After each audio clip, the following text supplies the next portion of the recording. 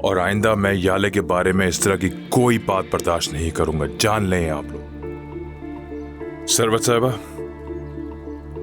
अपनी अम्मी की तरफ से माफी मांगता हूं आपसे। बदकिस्मती से ये सारी बात उन्हें किसी और तरीके से बताई गई है और ये सूरत हाल के मुताबिक गुस्से में आ गई। इनकी किसी भी बात को हरगिज़ अपने दिल पे मत लीजिएगा और इनकी तरफ से मैं चाहता हूं कि आप मेरी माजरत कबूल करें। याले तुम भी। तो प्लीज आप लोग सब बड़ेपन का मुजाहरा करें और इस बात को खत्म करें, क्योंकि मेरी अम्मी इस बात को भूल चुकी हैं।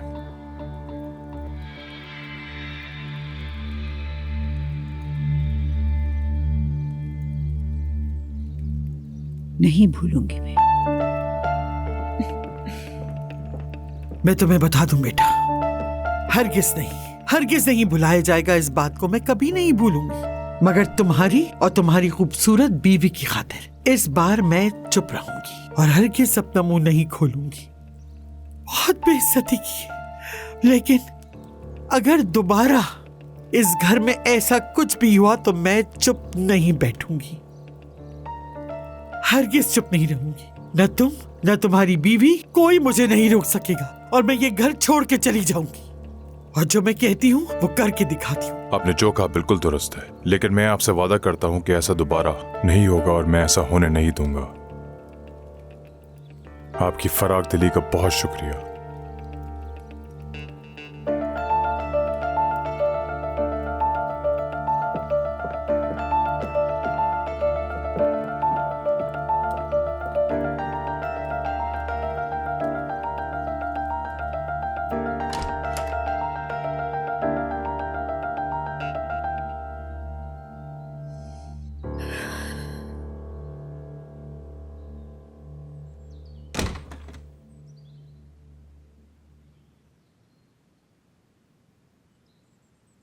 हाँ, तो अब मुझे क्या वजाहत दोगी तुम? मॉम, मैंने कुछ भी नहीं किया है। याले, अब तुम्हारी हरकतें बहुत ज्यादा हद से बाहर होती जा रही हैं। पहले उस लड़के को तुम्हारे कमरे में सोया हुआ पाती हूँ, लेकिन तुम कहती हो कुछ नहीं हुआ और बहुत सफाकी से कहती हो कि कुछ भी नहीं हुआ। चलो मान लिया, लेकिन अब क्या कहना चाहोगी तुम मुझे? उस वक्त होश में नहीं थी तुम, लेकिन अब क्या हुआ है?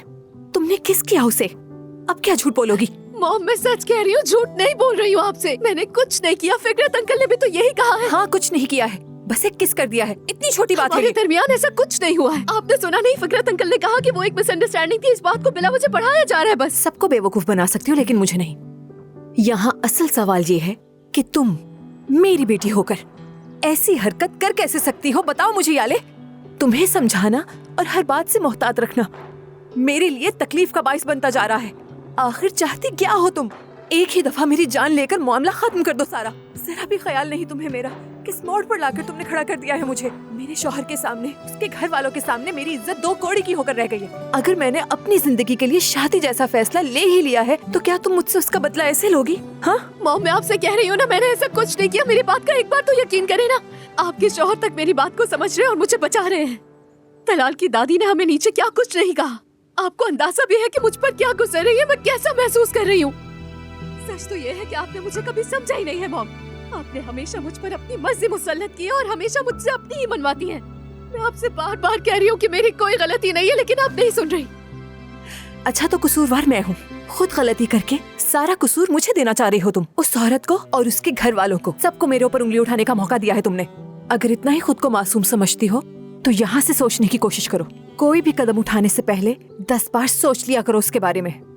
देखो याले, मैं अब तुम्हें खबरदार कर रही हूँ। आइंदा के बाद फिकरत के घर वालों तक तुम्हारी या तलाल की ऐसी कोई भी बात पहुंचती है तो तुम ये बात भूल जाना कि मैं तुम्हें हमेशा की तरह माफ कर दूंगी। ये आखिरी मौका है। कुछ समझ रही हो तुम? अभी तो तुम फिकरत की वजह से बच गई हो, लेकिन जब तक मैं खुद नहीं मालूम कर लेती कि इस सब के पीछे असल हकीकत क्या है, तुम इस कमरे से बाहर नहीं जाओगी। तलाल तुम्हारे करीब नजर नहीं आना चाहिए मुझे। आई समझ में बात? ये तुमसे आखिरी बार कह रही हूँ, ज़हन नशीन कर लो।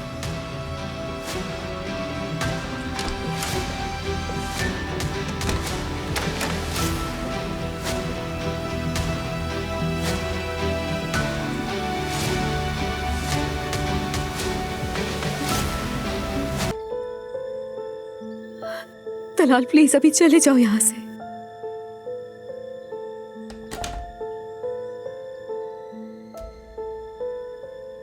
माफ कर दो मुझे। छोड़ दो मेरा पीछा, प्लीज चले जाओ यहाँ से। पहले ही बहुत कुछ हो चुका है तलाल।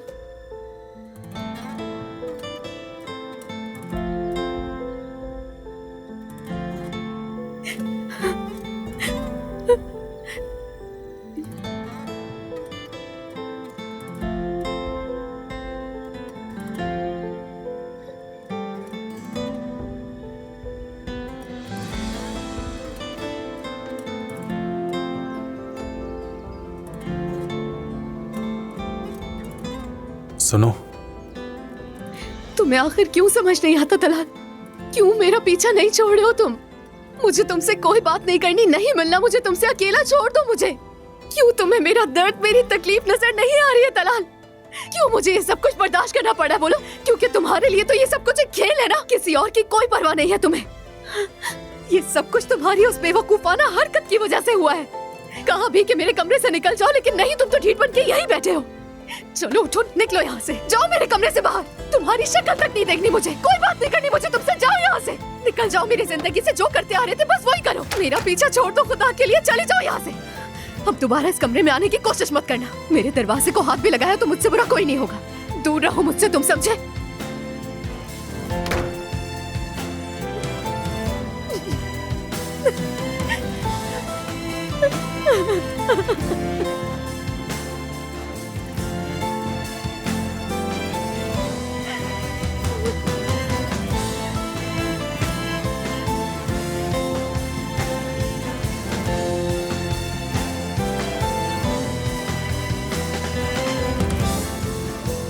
सिमरन।